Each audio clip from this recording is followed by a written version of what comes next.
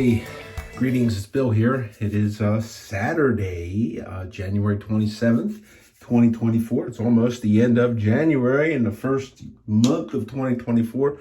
Gonna do a straight razor shave, and I'm gonna do some historical talking and that sort of thing. I think maybe I'll title the video Straight Razor Shaving and Cutting to the Chase. Now, most people, when you say cut to the chase, everybody knows what that means if you're in speech. If you're having a discussion and you need to hear just the very most brief, least amount of verbiage and get the information in the shortest amount of time. Most people understand, and when somebody tells you cut to the chase, that's what that means. But the origins of that are not well documented. What is documented is that somewhere in the motion picture industry, there was I think two places that they had dug up some writings of that. Oh, by the way, I'm using the Sterling. They had a high mountain white brush. Okay, at one time I got that. This was the big one, and I'm using the soap Tuscany, which is unobtainium. It's I believe the scents that fragrances that were used to make that are no longer available. Anyhow, I got to thinking about that term, and those of you who have listened intently to me and everything I've said have probably picked up at some point in time that I'm in the printing business, and I have been in the printing business all my life. Okay, from a young man, and I had training in school. Matter of fact, there was printing class in school where I met the gal that was to become my wife and still is. So, but I was thinking about some things, and I thought about something interesting that I had from laying around from a stint that I did, a 20-year stint in the printing ink business. This gizmo, okay? Now, most people would look at this and they would say, well, that's an X-Acto knife. And while the purpose of this can be served and many times is served by an X-Acto knife, this has the two different types of blades all in one, and it can unlike an X-Acto knife, the blade can drop down in, okay, and you can close that in, and it has a pocket clip and you can put it in there. This was a giveaway from, let's see if you can see it.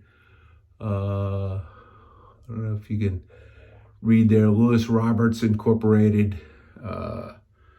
Fine Printing Inks and Precision Litho Inks. This was a giveaway this was the first ink company that I went to work for. And this was used in what is called a letterpress make-ready. And I'll get to that in a minute. Some of what got me thinking about it is I saw, and I like to watch historical type things. And I saw a video, and I'll put a link to this video. It was a video that was made from the last production run of the New York Times that used lead type and this was in 1978 using a machine known as the Linotype machine.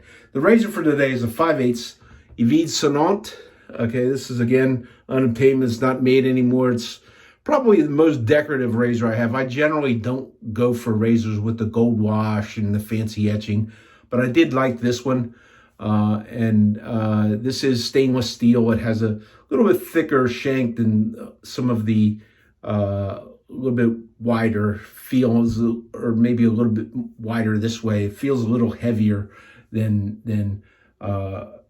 the carbon steel. This is a stainless steel, and it has. I love these scales. They're really nice. They're heavy micarta to look like some sort of a wood. I do like those. I think this was a nice razor to get. And I've since honed this up. I think this is on the super curve where I have, about 3 radiuses going in on the bevel on this.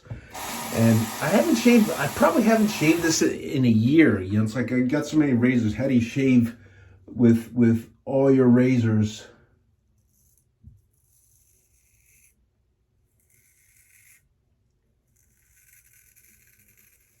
As frequently as you like to. And obviously you sometimes pick up little favoritism for one over the other. And I forgot to Steven Strop this before I started it, so.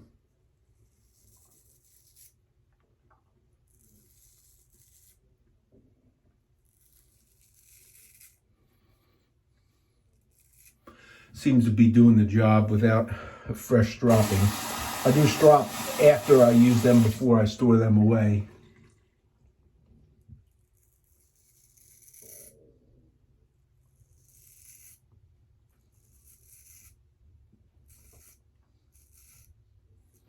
To kind of clean the edge away a little bit. Anyhow, the movie is the New York Times, the last of it. It's a very interesting thing. I'll put the link in the description for it. It's about a half-hour long documentary. It's really interesting. And I was trained in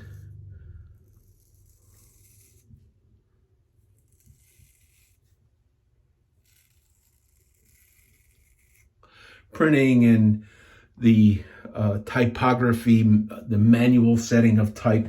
And I actually, early in my career, I actually worked at a place where I actually did that.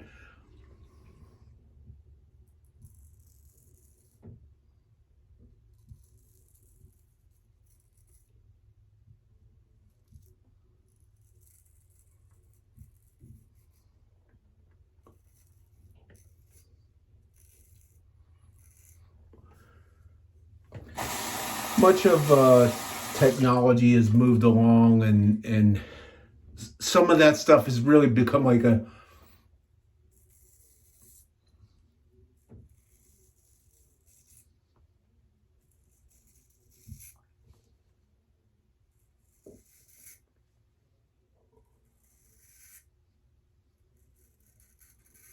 an artisan practice nowadays. Actually using letterpress and even newspapers as a whole. The newspaper publication quantities peaked out, I think, sometime in the 80s, and it's been on a steady decline. And it levels, who's going to read a newspaper? I used to read 2 newspapers every day, and now I can't tell you the last time I've read one.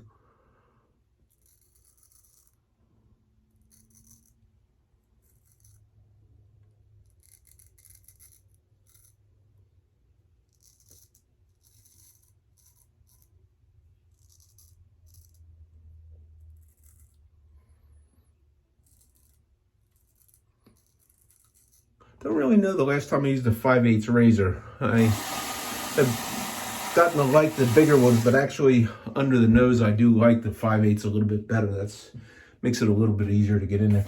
Anyhow, the New York Times piece shows how type was set on a Linotype machine which dominated for a century the transfer of information, and the helped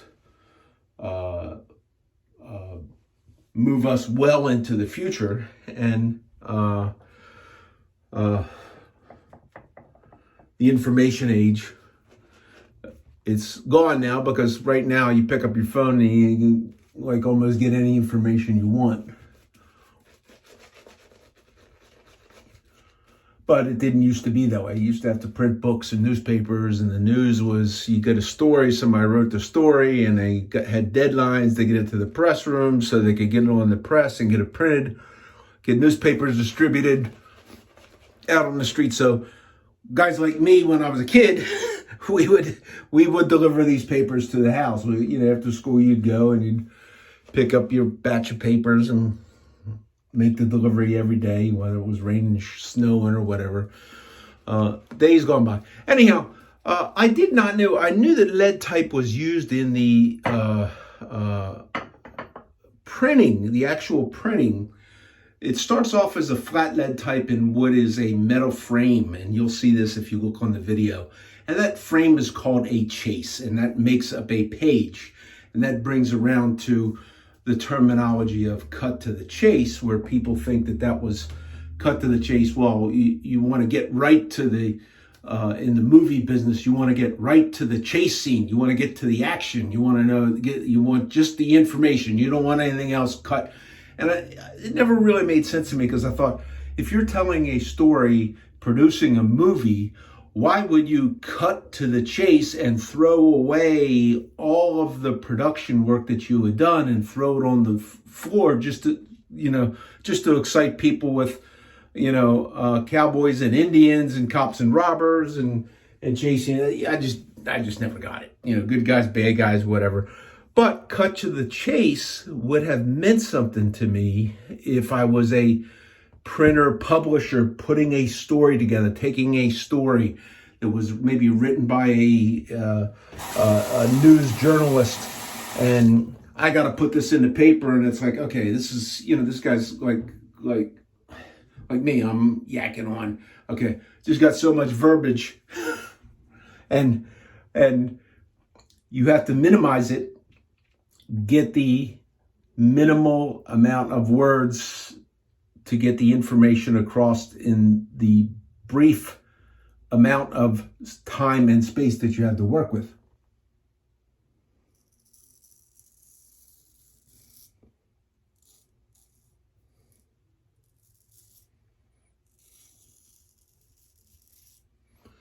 So,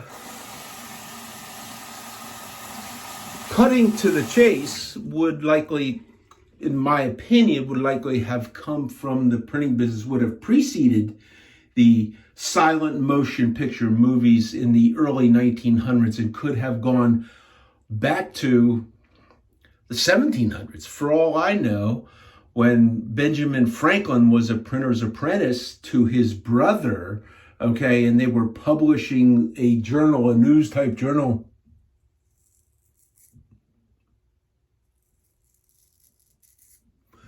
little Ben Franklin could have been whining about the story and how it was written. It was too much, too big, and how do I get this in? And his brother could have told him, well, cut to the chase. I mean, fit it into that metal framework, which is what you would have had to do. And unlike today with photo typesetting, with desktop publishing, photo typesetting is gone, desktop publishing,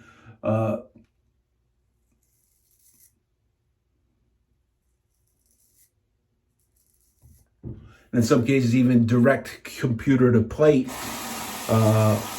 nowadays. You can select a group of type and you can just shrink the size down. Back then, you could not do that because you would have had the limitations of the size of the type and the font size, and you couldn't go to automatically. You would have to reset the whole thing to get it to fit in there. Now, I'm sure that modern newspapers like the New York Times had character counts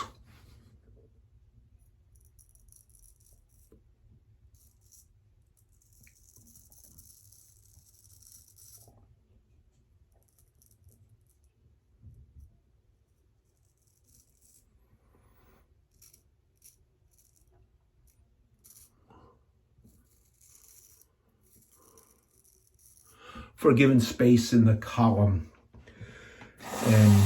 But cutting to the chase in a smaller print shop would be where you're on a deadline, you're setting the type and you're putting this type directly into the printing chase, which is the metal frame to hold the type. You would cut that story to the chase so you could publish that edition of that newspaper or journal or whatever it was you would want to call it that you're producing. So that's where I think cut to the chase came from.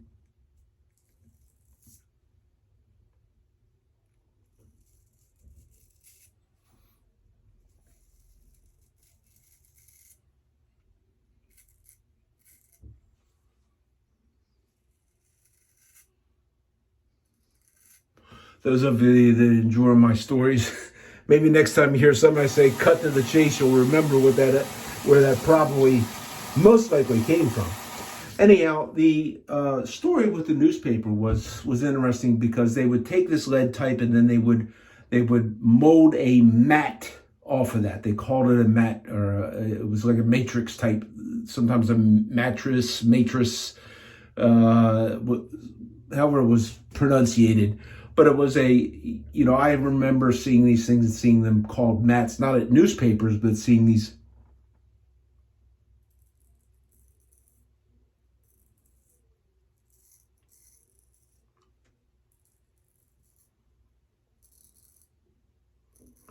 Where you're making a reverse image of the raised type. Then that mat in the newspaper would have gone to a casting room where they would cast circular segments that would fit onto a printing press in lead. And they would mold these into these things, and they would cast multiples of these, because when they would run an edition, they'd start up a press, they would set up 9 presses, and they would run 9 presses, or they would run, 6 or 8 of them, and have a couple of them set up ready to go in case one went down.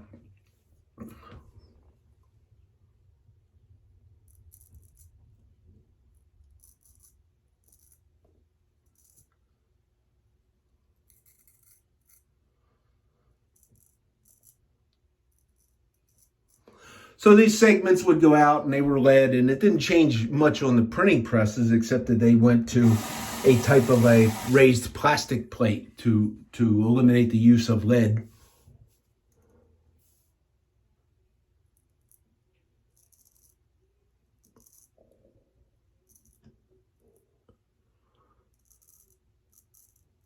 Now, I think those segments were called stereos or stereotypes at one time. So that was very interesting. You should look at that, and you should, if you're interested, go look that video up. Like I said, I'll put the link to it. So where are those? We've heard about cut to chase. So where does that make-ready knife come in? And while many people use X-Acto knives because it kind of looks like an X-Acto knife, you can't conceal the blade in an X-Acto knife. I suppose there's retractable ones that you can get that you can conceal it and put it in your pocket. I've seen ones where there's a cover that screws over the blade so you don't stab yourself.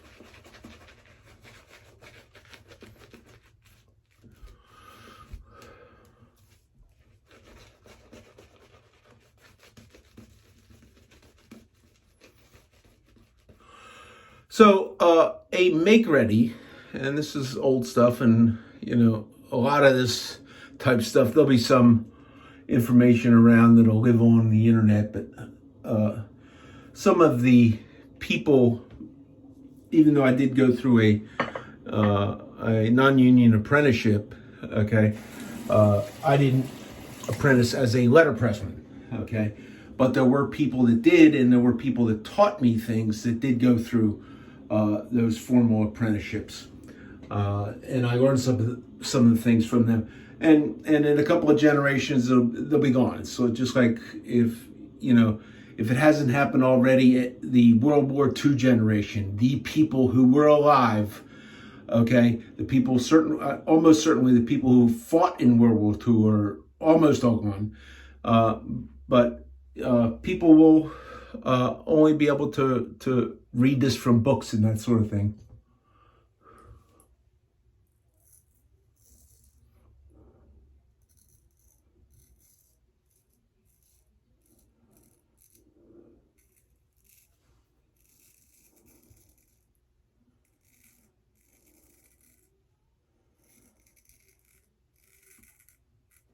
So a make-ready knife, and I do this on the machine I run at work. Right now I'm doing flatbed hot stamp and flatbed die cutting, and I do use a tool like that. I use an X-Acto knife, but I do a thing called a make-ready, which is where to do a build-up on the mating surface. If you have your raised type that is coming against a flat surface, or what is called a platen.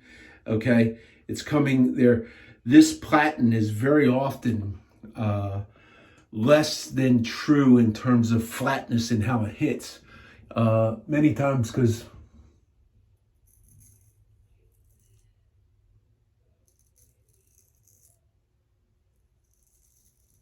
machine wear,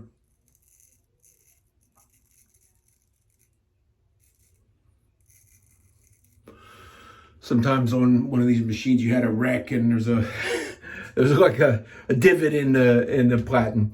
So you have to do these build-ups where you have several layers of paper and you have to identify where it is you need to build up, because good printing of that style, you want it to touch and transfer but not dig into it. And it is a craft. It was a craft to learn to do that.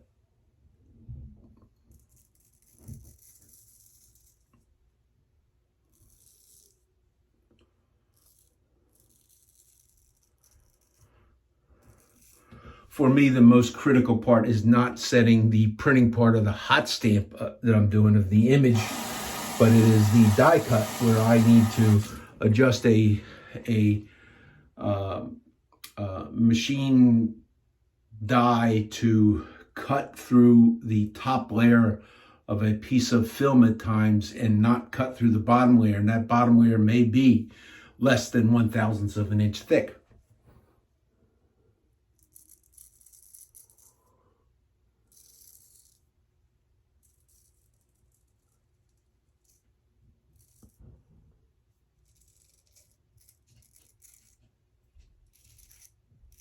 And I'm pretty sure I could document that there's, on the platen on my piece of equipment, that there's areas that are maybe 3 to 4 thousandths. Okay, so 3/1000ths of 1 inch is the thickness of about the thickness of a sheet of copy paper. Okay, and that would be there's that kind of variation in there, and it's not a straight line variation. It's almost like a bullseye as you have to do a build up.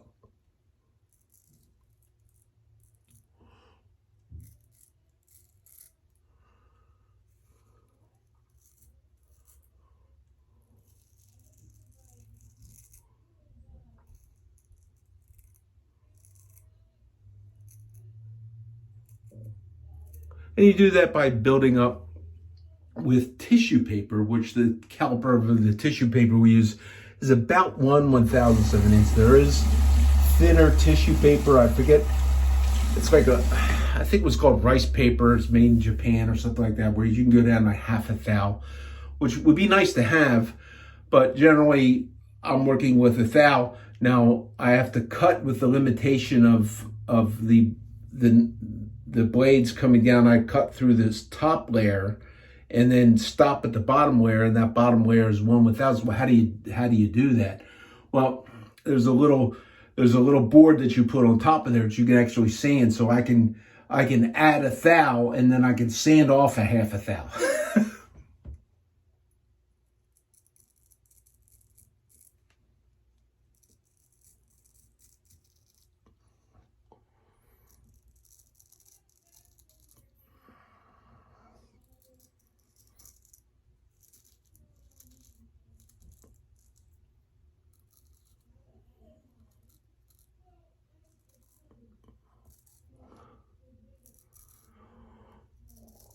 And this is something that I do almost every day at work.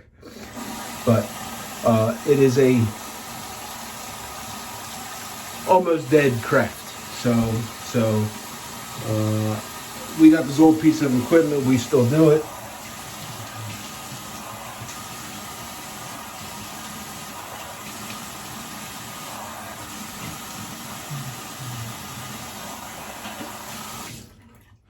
There is more modern equipment that you can buy that has greater precision, and you could do the same stuff with. I don't know how they deal with if you have a little wreck or a smash up on there.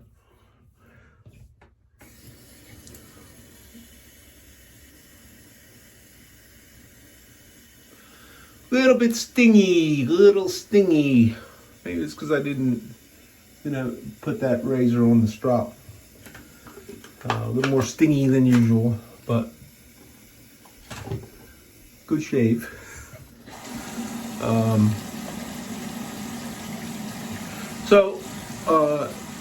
When I was in the ink business and I was in sales, okay, I would go to, and that company that was listed on the name on this thing, this Lewis Roberts, they were one of the last companies in the United States, although it had been gobbled up there.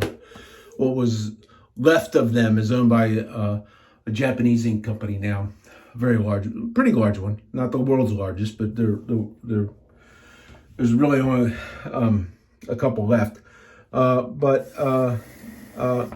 Places that were still producing letterpress, I would go because they would buy ink from me. There's not huge volumes.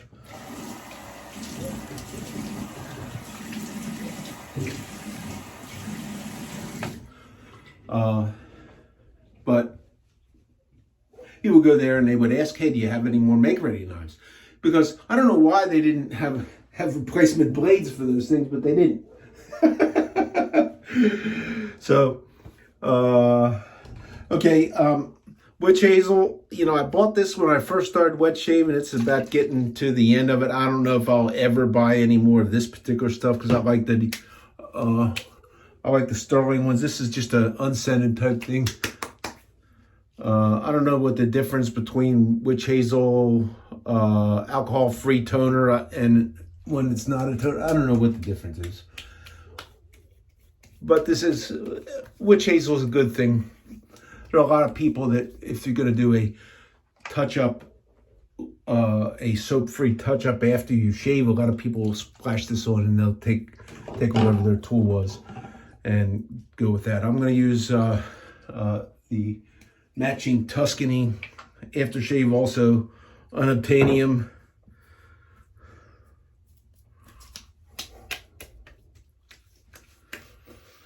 But I had some, when I first got into the ink business, I had a couple boxes of those, and I had some laying around, and I got to thinking about when I saw that video that I referred you to, I got to thinking about it, and I pulled that out to see, and I'll probably give some of them away. Another interesting thing, though, was the McCormick Spice Company was actually one of the last larger commercial package printing concerns. The McCormick Spice Company printed all their own boxes and all their own labels at one time in their main building and facility in Baltimore, Maryland, and they used primarily in the beginning they used letterpress, and they had old letterpresses there, and I would go there when they were still doing that, and they during my tenure in the ink business, they abandoned that, and they abandoned the letterpress, and McCormick now has outsourced all of their package printing, so somebody else does all of that. So that was the shave. Sterling soap, Tuscany aftershave, Thayer's witch hazel. I don't know if there was a number on this, Dovo. Number 105, they called it. Okay, there might still be some of these around. They came in this amber white type, and they came in a black with a gray type thing. So those were available. So that's the shave. A little shorter than usual, even though I rattled on. So I hope everyone has a good week. I hope you enjoyed my trip down memory lane. Have a great one, everybody. Bye. Bill out.